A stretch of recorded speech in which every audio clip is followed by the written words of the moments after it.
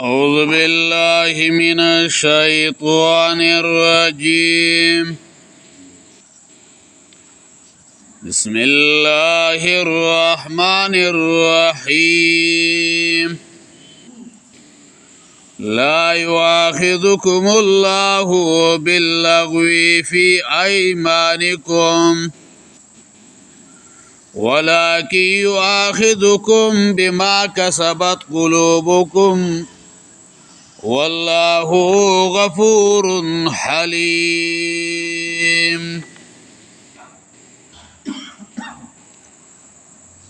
دا د سورت بقره 225 نمبر آیت مبارکہ تلاوت شو.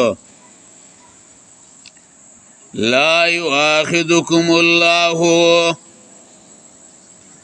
نو راگی روی تاسو اللہ تعالی باللغوی فی ایمانکم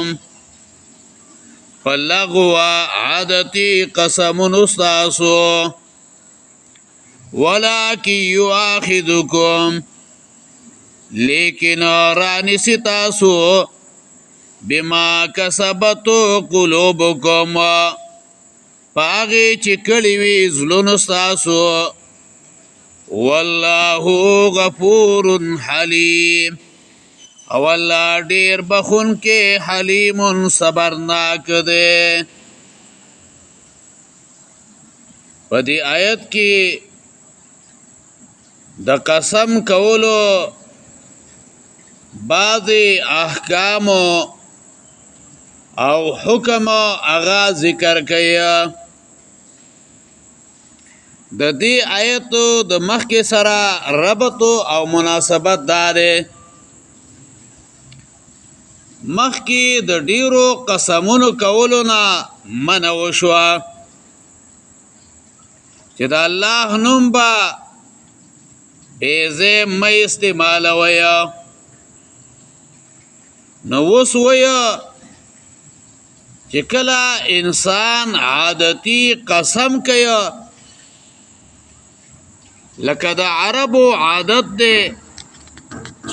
چې هغوی به هر سکی به داسې ویل لا والله بلا والله. نو د دې به ویسه حکم وي. نو الله رب العزت په دې کې داغي استثناء ذکر کوي چې په دې باندې سو ګناه نشته ده. عادتي قسم باندې په دې باندې ګناه نشته. لا یؤاخذ دلته بابي مفاعله مواخذه د مبالغې لپاره ذکر کړی ده. د مواخذې معنی ده یو شی چا پسې حسابول او شمارل د دې لپاره چې هغه په ملامت کی او سزا ورلور کی.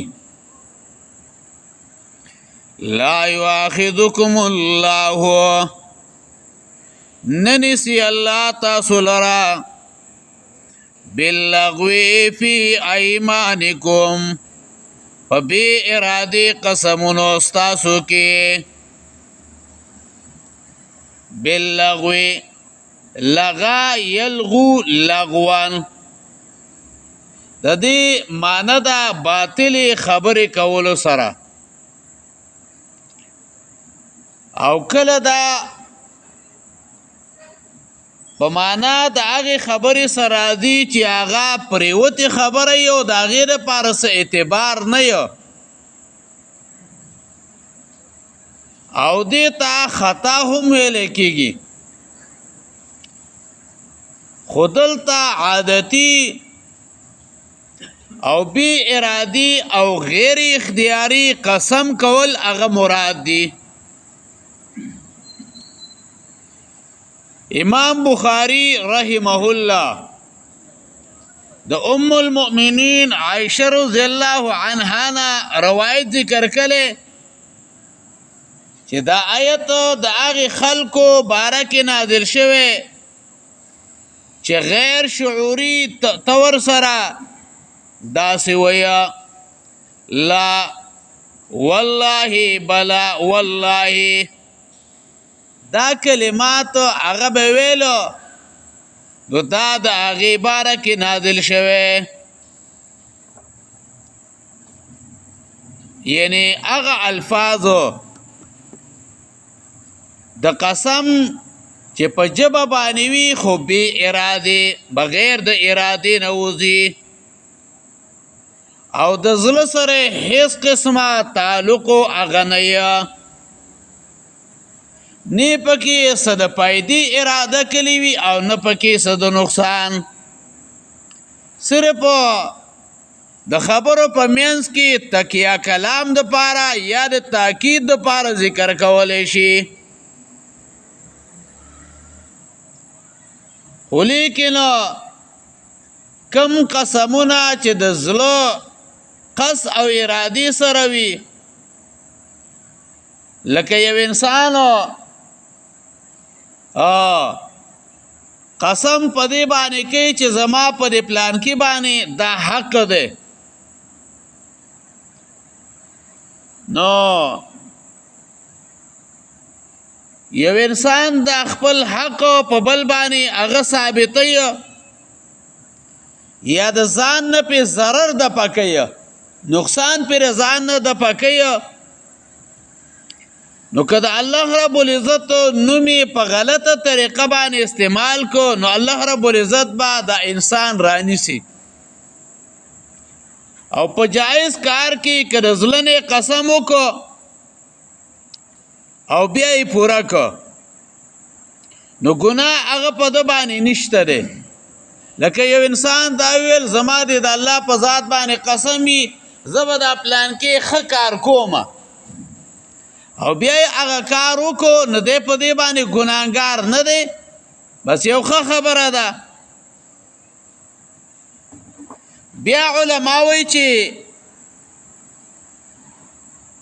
قسمو دا په درې قسمه باندې ده اول یمین اللغوه باطل خبرې کول بی ارادي قسم کول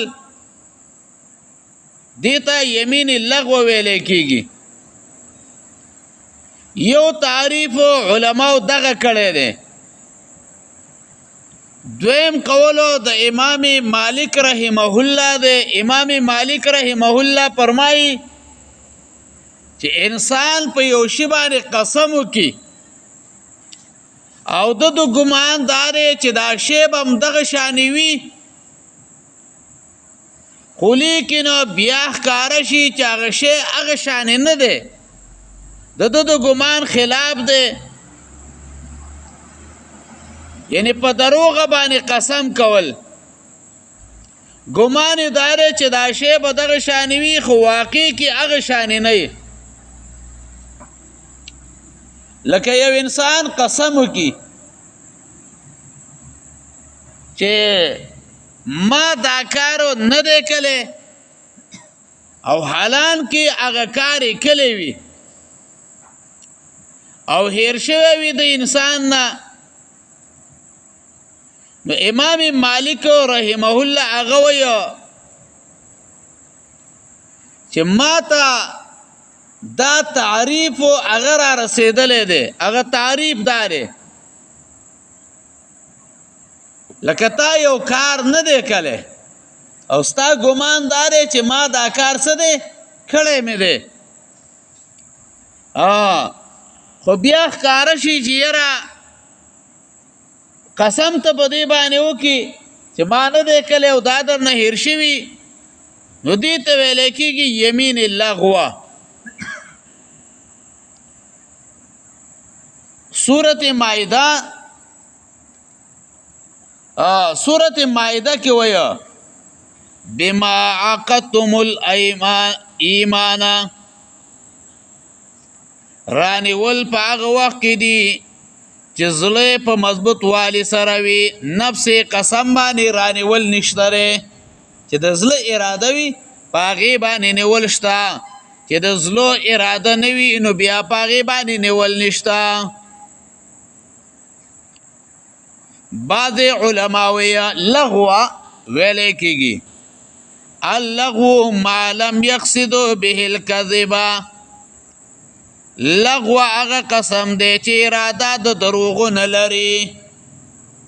لغو هغه قسم دی چې هغه اراده د دروغو نه لري او بیا برابر خبره ده که بغیر د قصد نه وي لکه عادتي قسم سره د ارادې نه وي واقع دی د رښتیا وي خو لیکن واقع کې هغه خطا وي امام ابو حنیفه هم دا وایه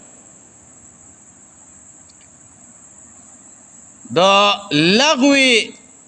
قسم کې نه کفاره شته او نه پدې کې ګناه شته یمین لغو کې نه کفاره شته او نه پدې کې ګناه شته خو لیکن قرآن کریم د دینه تعبیر په لغو سره وکړه چې خيار خلق عقل من خلق اغوی له هم د دینه پریز کول هغه پکار دی چې د دینه ځان وساتي عقل من خلق دویمو یمین غموس یمین غموس الحلف على الزمان الماضي كاذبا دا هغه قسم دی چې په دروغه باندې قص وکړی شي په تیر شوي زمانه کې چې ما دا کار کړی و یا مې نو کړی وګوره پردي مال حاصلولو باندې قسم وکړي یا په د ځان نه ضرر د پکې او دا دی یقین وي چې زه په دې خبره کې دروغجن یم ښه ته پته ده چې پردې مال در اغسته په دې باندې درو قسم کې دې ته یمین لغو وایه د دې حکم دار چې دا ګناه کبیره ده ولې ګناه ده نبی له صلوات و سلام د ټولو نه ولې ګناه دا شمارلې ده کفاره شته او کنيشته امام شافعي رحمه الله وی دې کې کفاره شته جمهور علماء یو دې کې کفاره نشتا ولی پکې وای کفاره نشتا وای کفاره پکې زکه نشته ره چې کفاره خود دې لپاره دا چې ګناه ختمه کی او دومره غټ ګناه کړي دا چې هغه په کفاره باندې نه معاف کیږي دومره لوی ګناه کړي دا دریم نمبر یمینی منعقده ای یکون علی الزمان المستقبل چې پراتلون کی زمانه باندې قسم کی دا قسم کی چې ګورا ز بسباله دا کار وکوم زماده د الله په نوم باندې قسم وي یا دا ویو چې زماده قسم وي زبدا کار نکوما ګورا دا دی ویلیو چې زبدا پلان کې خکار کوما قسم دی وکړه نو هغه خکار وکړه دا دی قسم وکړه چې زبا دی پلان کې سره بني کې باندې کوما دا بور سره نه کوما نو دل په کار دادی چې دا قسم مات کی او د دې کفاره ورکی او چا بارکی چې قسم کله نو هغه سره د احسان او نیکی د ور سره وکي لغوا قسم دا دی یمین غموس او د یمین منقده مقابل له زکه وی ویلا ولکن یؤاخذکم بما کسبت قلوبکم لیکن نسی تاسو پا قسمونو چې قسو کړي ستاسو زړونه بما کسبت قلوبکم نو ګور دا یمینی منقضه او یمینی غموسو د دواړو ته شامل دی ځکه یمینی غموس کې مو د زلو قص او اراده وي او یمینی منقده کې هم د زلو قص او اراده وي والله غفور حلیم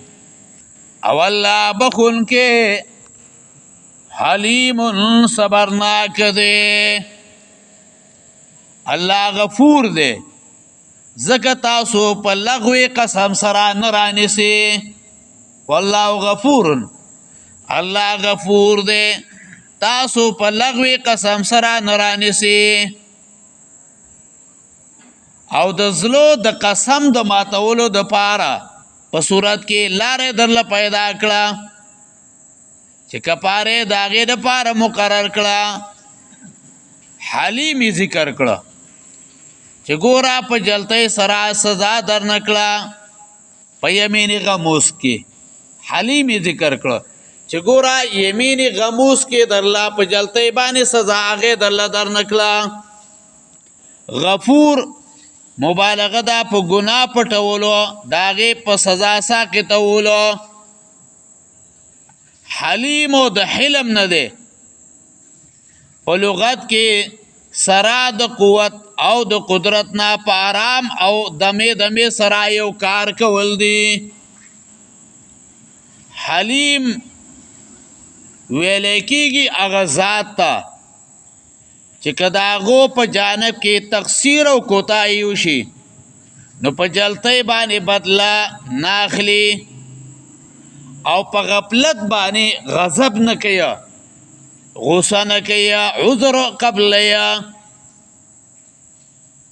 او دلته د غفور سره حلیم راوړو نی رحیم ذکر کو رحیم ذکر نه کو ځکه چې دلته د الله سره په ادب کې تقصیر او کوتاهي شوې ده نو دا یو قسم لا ګناه ده نو د دې د بخښنې سره حلیم او صفت ذکر کول مناسب دي چې ګوره الله په جلتۍ سره سزا نه ورکوي الله رب العزت جلتۍ باندې سزا ورنکړله لا یؤاخذکم الله باللغو فی ایمانکم ننسی الله تاسو لرا په بی اراده قسمونو ستاسو کې